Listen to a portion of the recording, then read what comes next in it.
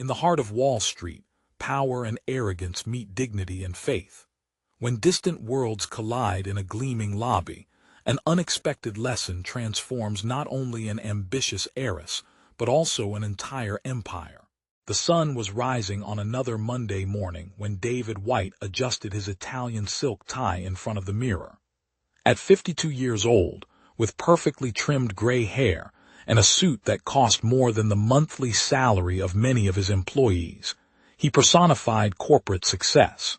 As CEO of Paramount Investments, one of the largest investment companies in the country, David had built his fortune with relentless determination and unwavering focus.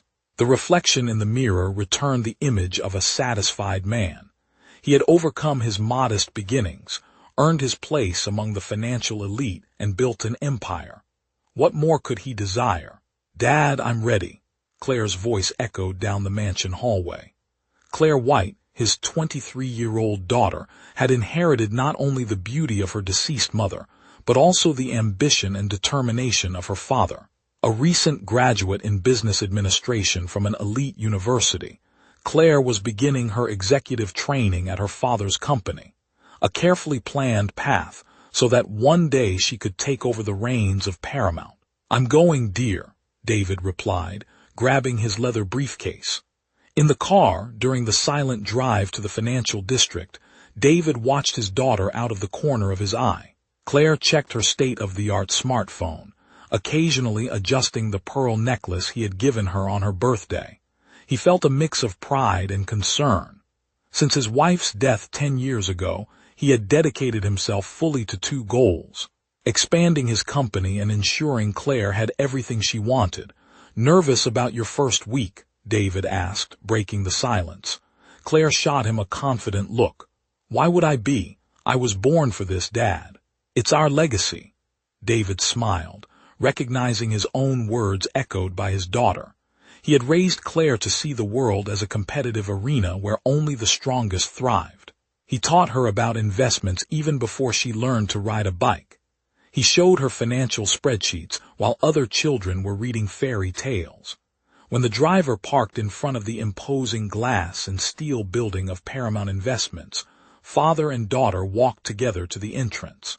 The marble floor of the lobby gleamed under the crystalline ceiling lights. Employees bowed their heads in respect as David passed by. It was then that they noticed Elijah Brown. The middle-aged janitor was kneeling in a corner of the lobby, wearing a simple gray uniform with his name embroidered on the pocket. With methodical and careful movements, he was removing a persistent stain from the marble floor. His large, calloused hands worked with surprising delicacy, almost as if the act of cleaning was a form of art. Claire stopped abruptly, observing the black man with graying hair at the temples.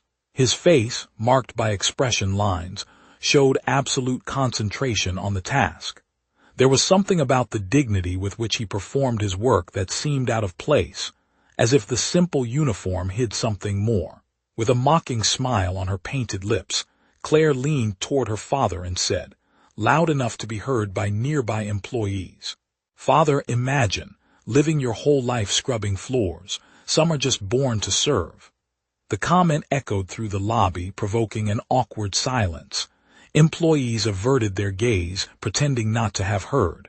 David felt a slight discomfort but did not reprimand his daughter. After all, wasn't that how he himself saw the world?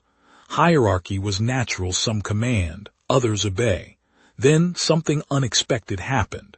Elijah Brown slowly raised his head. Leaning on the mop handle, he stood up with a dignity that seemed to defy gravity. His eyes, a deep brown, fixed directly on Claire's, not with anger but with a disconcerting calmness. "Miss White," he said, with a surprisingly clear and articulate voice, "do not judge a man by the uniform he wears." The entire lobby seemed to freeze. Never before had a lower-level employee directly addressed the CEO's daughter. Claire, momentarily disconcerted, quickly regained her composure and rehearsed an acidic response. "Sorry, but I think you don't understand your place in Thigh." "My place," Elijah gently interrupted, without raising his voice. "You know, miss, this uniform is just clothing. The man who wears it is much more than that.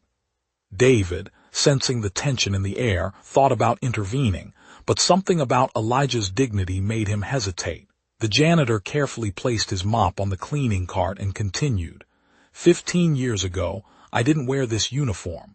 I wore a suit and tie, like your father. I was a professor of American literature at the State University.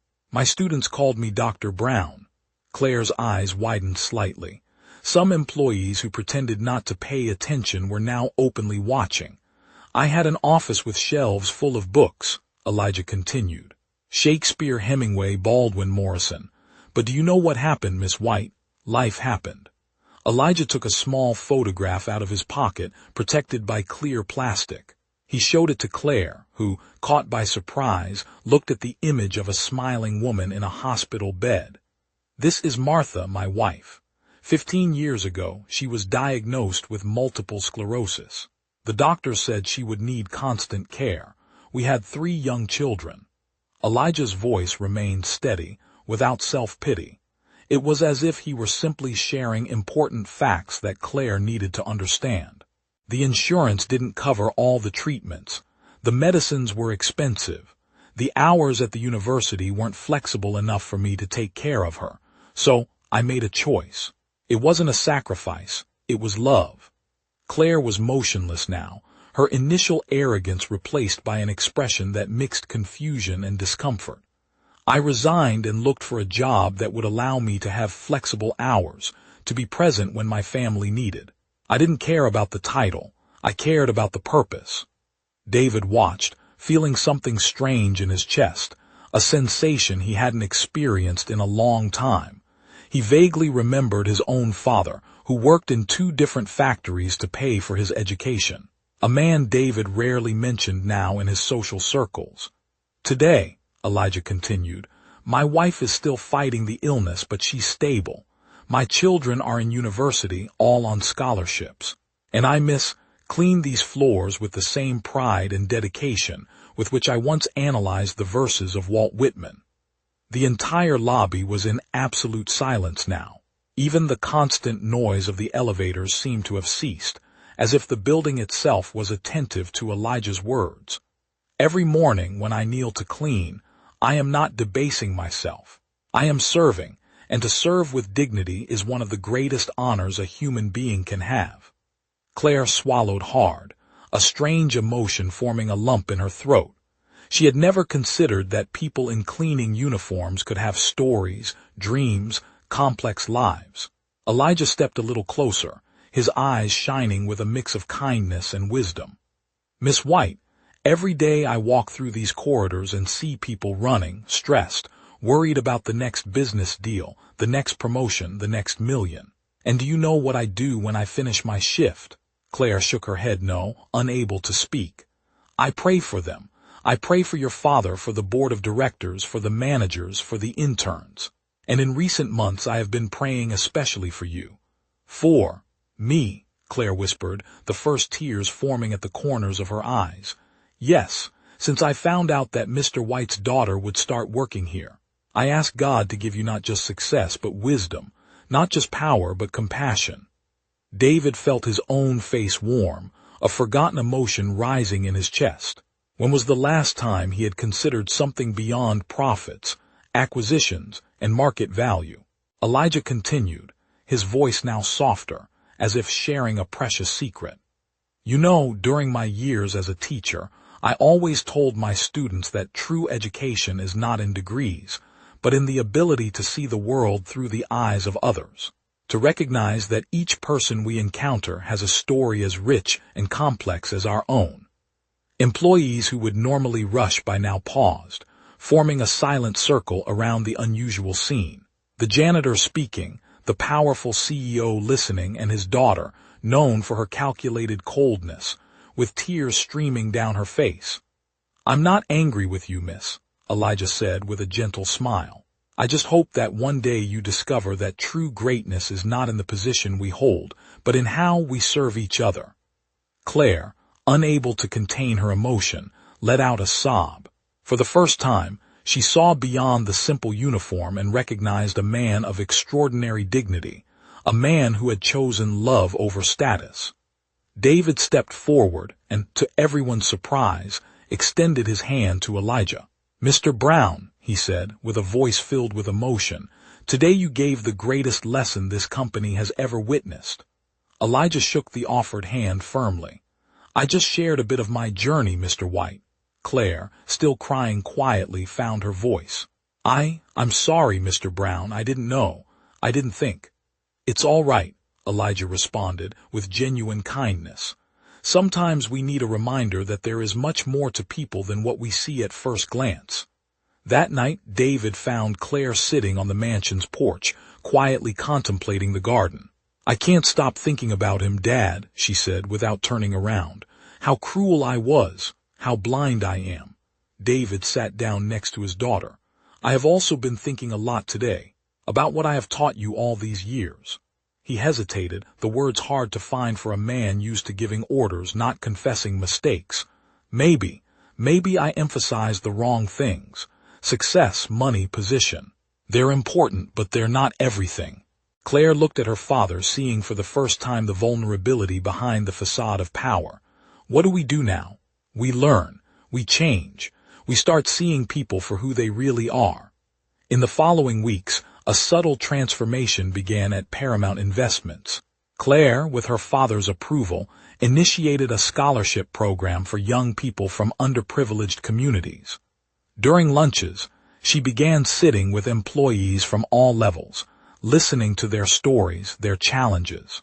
David, on the other hand, reviewed the company's benefits policy, implementing a more comprehensive health plan that covered chronic illnesses and long-term care, directly inspired by Elijah's story. 3 months after that morning in the lobby, Claire gently knocked on the door of the small room where Elijah kept his cleaning supplies. "Mr. Brown, may I come in?" Elijah welcomed her with a warm smile. "Of course, Miss White. How can I help you?" Claire hesitated, then extended an envelope. "Actually, I came to thank you, and to invite you to something special." The envelope contained an invitation to the inauguration of the Martha Brown Foundation, a new initiative by Paramount that would offer financial and psychological support to families affected by chronic illnesses. "We named it in honor of your wife, if you don't mind," Claire explained, "and we would like you to be the honorary president." Elijah's eyes glistened with contained emotion.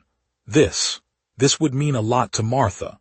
Claire smiled, a genuine smile, very different from the calculated smile she used to display. "You changed my life that morning. You made me see beyond appearances, beyond titles." Elijah took something from his small shelf, a worn Bible, with marked pages and notes in the margins. He extended it to Claire. "This has been with me when I prayed for you," he said. "I would like you to keep it." Claire received the book as if it were an invaluable treasure. "There is a passage that has always guided me," Elijah continued.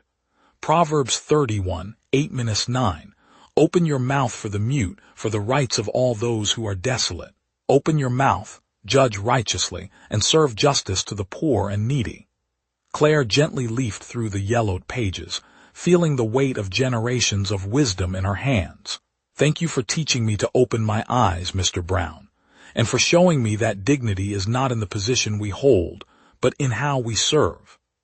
At that moment, in the small cleaning supplies closet in the basement of an imposing skyscraper, two worlds that seemed irreconcilably distant met in perfect harmony. A janitor and the daughter of a CEO, united by a timeless truth that transcended status, wealth, and power. True greatness resides in the heart that serves. And in the meeting rooms of Paramount Investments, a new motto began to adorn the walls. Success is not measured by what we achieve for ourselves, but by the positive impact we have on the lives of others.